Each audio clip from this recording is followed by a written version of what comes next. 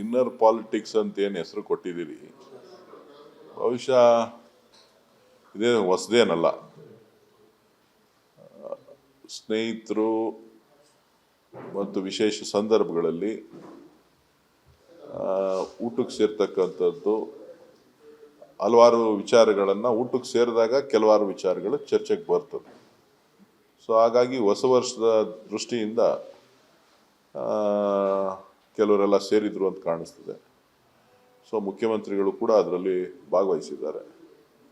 So ಹಾಗಾಗಿ ಇದಕ್ಕೆ ವಿಶೇಷ ಅರ್ಥ ಏನಿಲ್ಲ. ರಾಜಕಾರಣದಲ್ಲಿ ನೀವು ಮಾಧ್ಯಮಗಳು ಹೇಳೋ ರೀತಿನಲ್ಲಿ ಏನೋ ವಿಶೇಷವಾದಂಥ ಬದಲಾವಣೆ ಆಗ್ತಾ ಇದೆ, ಒತ್ತಡ ಬರ್ತಾ ಇದೆ ಅನ್ನೋಂಥ ಅರ್ಥ ಕಲ್ಪಿಸುವಂಥದ್ದಿಲ್ಲ.